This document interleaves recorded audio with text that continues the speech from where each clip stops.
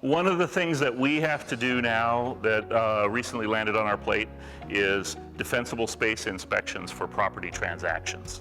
Those are called AB 38 inspections. Those are done because of legislature from the Assembly, thus AB Assembly Bill 38, that require the new property owners to be informed of any issues with wildland fire if their new home is in the very high hazard severity zone. And so up until recently, CAL FIRE was doing those inspections. They were being overwhelmed by the number of inspections, and so they've pushed those off to the local agencies, and so we're doing that. So now let's talk about the thing that everybody is interested in, which is insurance. Effective December 1, we are an ISO Class 2 organization. And we were until we are currently an ISO Class 3. For us, it's a big deal. That ISO class affects lots of things, and I believe it will have an effect on your homeowner's insurance cost. We have been planning our new fire station to make the difference to get us from a Class 3 to a Class 2. And so because the class rating is redone every 5 years, it came up, even though we don't have the new fire station ready.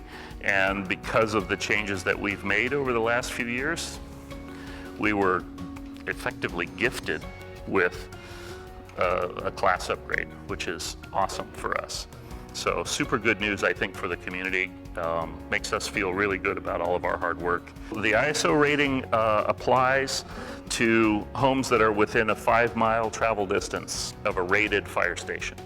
And so right now, you're an ISO Class 10, and that's not going to change until that new fire station comes in operation. I'm going to talk to you a little bit about what we call the 3 zones of defensible space. The 3-zone model is actually pretty new. You guys are probably familiar with that. And so the new code says 0 to 5 feet. So from the wall of your house out 5 feet, nothing combustible in that space. And by nothing, that means no mulch in a planter, nothing combustible. If you have ornamental plants that are green, that's okay. And it turns out, based on the information that we've gained from the last few fires, it's that 0 to 5 foot zone that is the most hazardous for your house.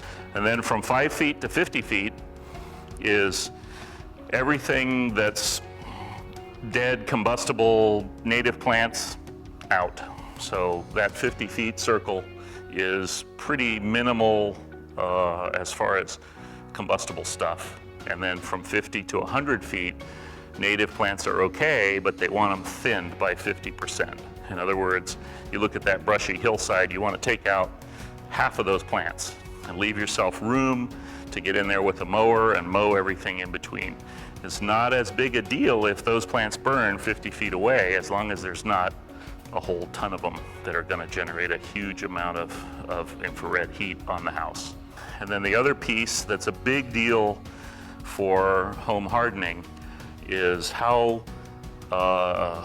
resistant to embers is your structure, right? The fire code requires ember-resistant vents now on new homes to keep the embers from getting into the attic. What you want there's 3 manufacturers now of vents that are actually ember resistant. Right? There's a company called Brandguard, a company called Vulcan, and a company called O'Hagan that make vents that are specifically designed to let the air in and keep the embers out. Evacuation plans are always a tough topic. We have spent a great deal of time, along with our CAL FIRE and Sheriff's Department partners, on evacuation plans. One of the things people always ask is, why don't you publish those plans? Right? Why are there not signs that say this is an evacuation route? Why are they, and the reason is because it's not like a tsunami, it's not like a hurricane. It's not going to always come from the same direction.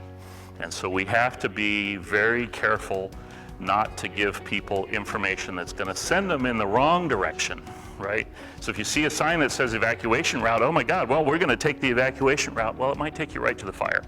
So the key thing for evacuation plans is to have your smartphone and have those apps like the San Diego County Emergency app. That's the primary one. The county and the Office of Emergency Services have developed a very nice app that gives you up-to-date information about everything that's going on in the county as far as fires. And I keep an eye on it all the time because we had the fire down by the Border 32 fire, and you could see, boom, it was getting updated. There's an evacuation map, there's a list of evacuation sites and everything on that for that fire. The other app that's good for you guys to have is Pulse Point. I like to push it out to everybody because it lets people in the community know what we're doing. So you can call up Pulse Point. You hear sirens, you can call up Pulse Point and you can see what's going on. You can see right where they're going, what the call is. Oh, it's a medical call, it's a fire, it's whatever, right? And you can set up alerts so it lets you know. But the secret hidden part about Pulse Point is I can send a message directly to every person in the community through Pulse Point and give them up-to-date, useful information. So if something big is going on, I can push something out and say, all right, everybody, the fire is here, the evacuation routes are this and this.